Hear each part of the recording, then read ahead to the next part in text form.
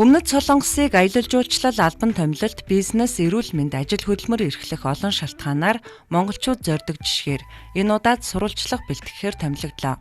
Албан ёсны айлчлал, албан томилтоос энэ удаагийнх яг сэтгүүлчдэд зориулсан хөтөлбөр гэдэг утгаараа илүү сонирхолтой байлаа. Олон улсад эх орноос сурталчлах зорилгын дор ажиллаж байгаа Солонгосын олон улсын соёл, олон нийттэй харилцаа агентлагийн зохион байгуулсан энэ аялал Сөүл, Инчон хотноо 7 хоног үргэлжилсэн бөгөөд энэ улсыг энэ ард түмний хөгжилд хүрсэн бахархам түүхтэй танилцах нь сэтгүүлч хүний хувьд эрхэм байлаа. Солонгос орныг үзэгч таны хувьд сайн мэдэгч сэтгүүлчийн хуваар бэлтгэсэн тэмдэглэл маань арай өөр талаас нь харуулна гэж найдаж байна. Үзэгч та цаг зав гарган үзнэ үү? Бүгд найрамдах Солонгос улсын соёл, спорт, аялал жуулчлалын яамны харьяа олон улсын соёл, олон нийттэй харилцаа албанаас хэрэгжүүлдэг олон улсын сэтгүүлчдийн хөтөлбөр нь жил бүр 100 гаруй сэтгүүлчийг урьж тэдний мэрэгжил, асуудлыг харах өнцгөр улс орноо дэлхийд сурталчлах зорилготой юм. Энэ удаагийн хөтөлбөрт Монгол, Урмын, Словен, Индонез, Киргиз, Шри-Ланк улсын 12 сэтгүүлч оролцож бүгд найрамдах Солонгос улсын хөгжлийн түүх, эдийн засаг худалдаа, дэлхийд Солонгосын нэрийн хуудас болсон бүтээн байгуулалт, хөрөнгө оруулалт, техник технологийн дэвшил, соёл боловсролын хүрсэн түвшинтэй танилцлаа. 70 гаруйхан жилийн хугацаанд дайны хөлд нухлагдсан ядруухан тосхны амьдралаас яаж дэлхийд тэргүүлсэн бар улс болсны нууцыг сонирхох, хэрэгтэйг нь өөрсдөө ашиглах улс орнууд олон бий. Тиймээс ч музей байгуулж төдийгөөс өдийг хүртэл тэмцэж ирсэн он жилүүдийнхээ хуудсыг алдаа оноотой дэлгэн тавьсан нь бидний зочилсон Солонгосын хөгжлийн музей байлаа. 1971 онд Солонгосын хөгжлийн институтын дэргэд судалгааны лаборатори байгуулж бусад улс орноос туршлага судлах эхлэл болсон. Харин одоо энэ музей нь бусдад туршлагаасаа хуваалцах зорилготой. Анхлан Америкийн голдуу багш профессорудаар заалгаж эхэлсэн хөгжлийн түүх 1980-ад оны үед өөрсдийн гэсэн чиг шугамаа барихан зүйтэй гэсэн чиг баримжаа руу эргэлт буцалтгүй орсон байна. Газар доорх байгалийн баялаггүй, өөрсдийн гих шин технологи нээлтгүй. Энэ улсыг хүнээг хөгжүүлжил өөдөн татна гэсэн бодлогыг хөгжлийнхөө он жилүүдийн эхэнд баримтлсан байна. Солонгосын дайны дараа суйранд оройтсон тосгонуудад сургууль байгуулж хүүхдүүдийг бичиг үсэгт сургаж эхэлсэн нь хөгжил дэвшлийнх нь эхлэл болсон юм. 1960 онд ард түмнийх нь 80% нь уншиж бичиж чаддаггүй байсан бол 10 жилийн дотор тэр тоо 4% хүрч буурсан байна. Мөн бага сургуулийн боловсролыг заавал сургах ёстой гэсэн бодлого барьж бүх хүүхдүүдийг сургуульд албан журмаар хамруулж эхэлжээ. Мөн 1970-ад оноос дээд боловсролд анхаарч техник технологийн сургуулиудыг чиглэл бүрээр хөгжүүлэх болсон. Харин одоо бол ахлах сургуулийн боловсролд илүү анхаарах болсон нь дундаж наслалт нэмэгдэж байгаатай холбоотой гинэ. Одоо Солонгос улс боловсролын салбартаа төсвийнхээ 10-аас дээш хувийг зарцуулдаг.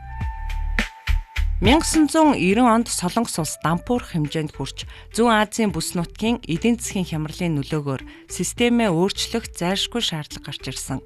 Аливаа бэрхшээл тулгархад тухайн үед бодлого барьж байсан хүмүүс зөв өөрчлөлтүүдийг хийж чадаж байсан нь өнөөдрийг хүртэл амжилттай хөгжсөний гол шалтгаан гинэ. Гадаад худалдааг эдийн засгийн хөгжилдөө зөв ашиглаж хөгжилд хүрсэн Солонгос улс гадаад худалдааны эргэлтээ 80-аас 100% хүргэсэн ч цаг үе бий. Дотоодын хэрэглээний үйлдвэрлэл, экспортын бараа үйлдвэрлэгч хоёртоо 10% хүүгийн зөрүүтэй зээлийн бодлогыг хэрэгжүүлсэн нь экспортлогч үйлдвэрлэгчдийн тоог нэмэгдүүлж байжээ. Мөн импортоор түүхийд оруулж ирэх үйл ажиллагааг татварын хөнгөлтөөр дэмжсэн нь дотооддоо чанартай хямд үнэтэй бүтээгдэхүүн үйлдвэрлэх боломжийг нээсэн байна. Солонгос гэхээр таны санаанд орж байгаа 3 зүйлээ хилээч гэж сэтгүүлчдийн хөтөлбөрийн зохион байгуулагчид орон орны сэтгүүлчдээс асуусан юм. Миний хувьд Hyundai, Samsung, Kimchi гэж хөнгөн хариулсан. K-pop, K-movie бол энэ улсын шин зууны нэрийн хуудас. Тэгвэл яг аргагүй Солонгосыг дэлхийд таниулсан брэнд Hyundai үйлдвэрийн өнөө цагийн хөгжилтөд танилцуулахаар энэ хөтөлбөрт оруулсан байлаа. Сөүл хотын үйлдвэржилтийн бүс болгож шинээр төвхнүүлж байгаа хэсэгт байрлах Hyundai автомашины музейг зорж очлоо. Энд үндсэндээ хүн ба роботын хамтын ажиллагаагаар автомашин бүтээж байна. Үйлдвэрлэлийн процессыг мэдээж нууцлах учраас жуулчид өсвөр насныханд зориулсан болов уу гэмээр технологийн дэвшлиг харуулсан бодит болон хиймэл оюун ухаанаар бүтээсэн үзмрүүдийг үзэхээр 2017 оноос хойш 2 сая орчим зочин иржээ. бүгд мөнгө төлж үзнэ гэхээр брэнд дагсан орлого тасралтгүй орж ирж байна. For example, this family of dummies helps us prevent accidents and keep passengers safe. You can see 4 kinds of safety features with this family. 27 жил автомашин үйлдвэрлэж дэлхийн өнцөг булан бүрт түгээсэн Hyundai компани хэдийнэ жолоочгүй машин бүтээсэн Солонгос улс хараахан хэрэглээнд оруулаагүй, харин хамгийн ойрын түнш Америк Hyundai жолоочгүй автомашиныг хэрэглээнд нэвтрүүлэхийг хүлээн зөвшөөрөд байгаа гинэ. Яг одоо таны харж байгаа энэ технологи нь ирээдүйд сүлжилдэх жолоочгүй машиныг мэдэрч оршин тогтнох эд юмсын хөдөлгөөн мэдрэгч технологи юм.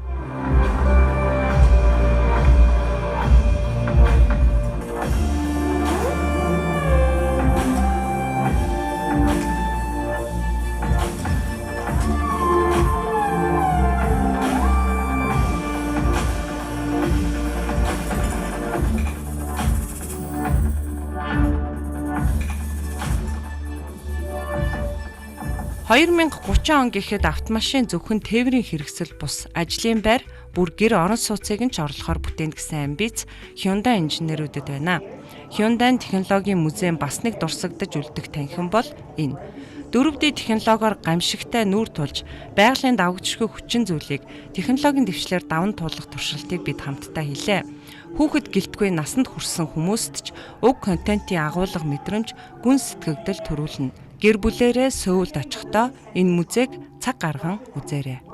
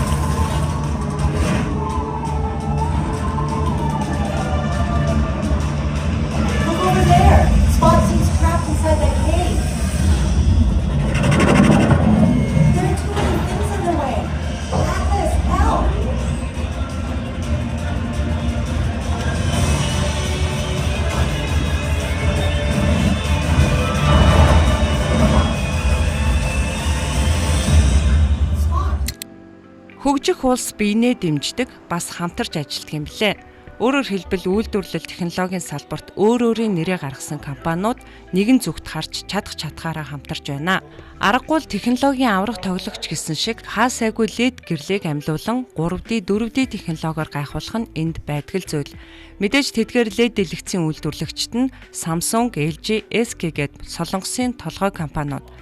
Тэд өрсөлдөхөөсөө илүү хамтарч нэг төсөл дээр орж хамтын бүтээл гаргаж байгаа нь гар утасны чипийг нэг нь үйлдвэрлэж нөгөө нь эд ангиудыг нь угсардгаар нь илэрхийлэгдэнэ. Хөгжлийн музейн төв хэсэгт ч удахгүй нийтийн хэрэглээнд нэвтрэх ус төрөгчөөр ажилладаг автомашиныг байрлуулсан нь Hyundai хэр амжилттай яваа гэлтгнэ.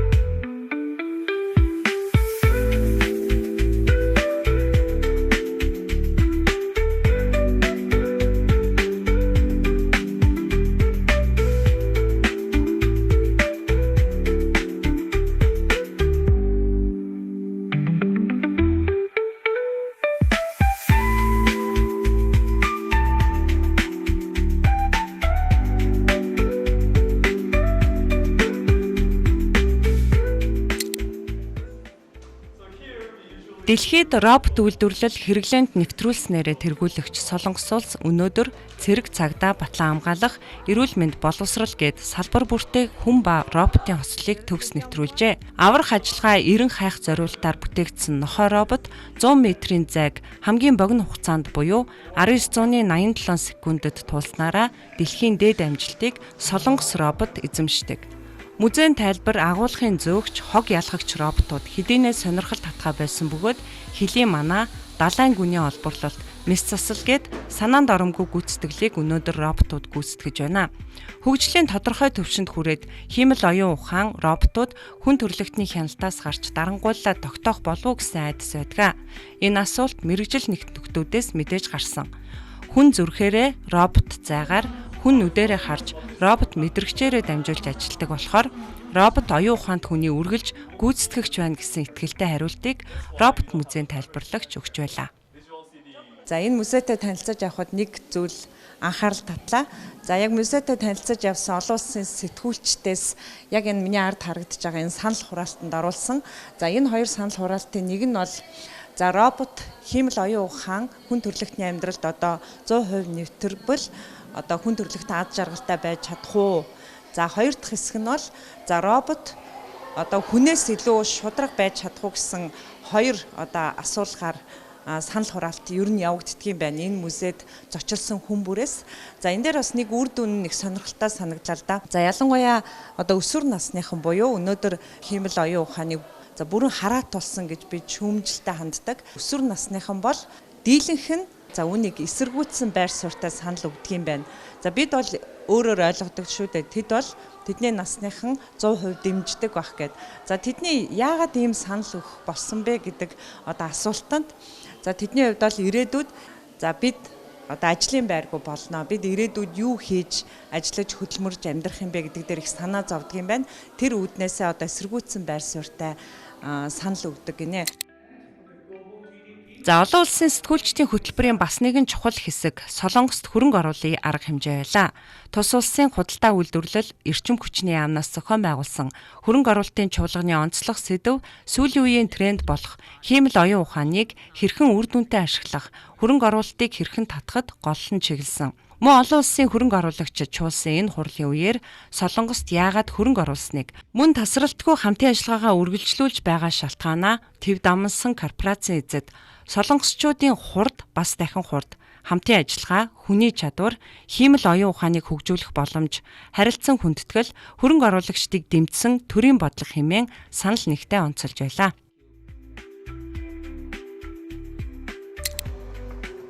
Аливаа улс оронд хэдэн мянган стартап бизнес өдөр бүр үе талгаа нээж байна. Шинэ технологи, шилдэг санааны уралдааны талбар Солонгос улс стартап компаниудаа бойжуулах биохабыг төрийн бодлогоор ажиллуулж байна. Монголд хувийн хвшлийнхний санаачлагаар стартап бизнесийг дэмжих оролдлого хийгдээд санхүүжилтийн улмаас үе талгаа саяхан барьсан. Эндээс Монголд авчирч болох шинэлэг санаа зөндөө байна. Төр нь бодлого гаргаад газар үйл хөдлөх хөрөнгийг нь шийдээд ихтгэл даах хувийн хвшил үйл ажиллагааг нь амжилттай явуулж байна. Бидний танилцсан биохаб нь Солонгосын зах зээлд эрүүл мэндийн үйлдвэрлэл үйлчилгээний гарааны бизнесийг гарыг нь ганцганд хүргэх зорилготой. Жижиг дунд бизнесүүдийг инновац, шинэ технологи агуулсан зэргээр нь шалгаруулж, санхүүжилт олгох, бизнесээ эхлүүлэхэд нь бичиг баримтын болон судалгаа арга зүйн үн төлбөргүй зөвлөгөө өгөх, бага түрээстэй, эсвэл бүр түрээс авахгүйгээр 10 хүртэлх жил офисын байр, тоног төхөөрөмжөөр хангаж, 2 жил тутамд үйл ажиллагааны үнэлгээ хийх гээд олон дэмжлэгийг үзүүлдэг байна. 2024 оны 9-р сар хүртэл 290 компани тус биохабын дэмжлэгтэйгээр ажилласнаас хамгийн өндөр амжилт нь Италийн компанид $350 сая эрүүл мэндийн бүтээгдэхүүний технологи эрхийн хамт худалдах гэрээ хийж чадсан байна. Мөн тус төвийн дэмжлэгтэй ажилладаг компани эрдэмтэн судлаачид Альцгеймер өвчний улмаас зөвхөн тариа хийдэг эмчилгээнд эн зэрэгцэх эмийг нээж үйлдвэрлэлд нэвтрүүлсэн байна. Удахгүй ердөө эм угаад л хорт тавдрын эсийг илрүүлж тэр эрхтэнд нь очиж эмчилдэг технологиг хөгжүүлж байгаа. Хүлээлт өндөр байгаагаа бахархалтайгаар хуваалцж байна. Биохабын төгсөгчд нэг чухал үүрэг хүлээдэг. Энэ төвийн дараагийн суралцагч стартап компаниудад удирдлагын, маркетингийн, зах зээлийн судалгааны зэрэг технологиос бусад туршлагаа хуваалцах үүрэг хүлээдэг юм байна.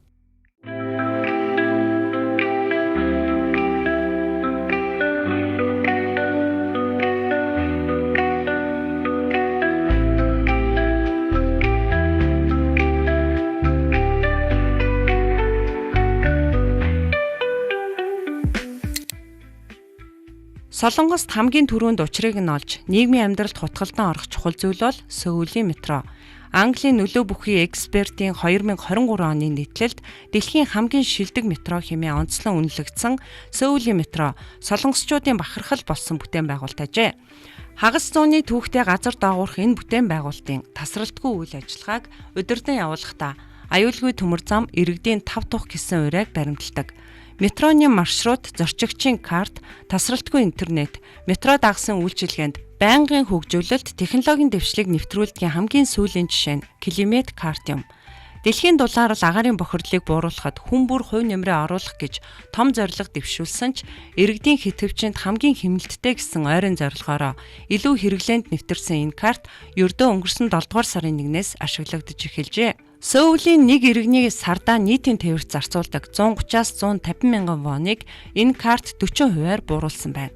Зорилтод бүлэг нь 19-оос 39 насныхан бөгөөд үйлчилгээнд энэ картыг нэвтрүүлсэн 2 сарын дотор нийт үйлчлүүлэгчдийн 55%-ийг энэ насныхан эзэлсэн байна.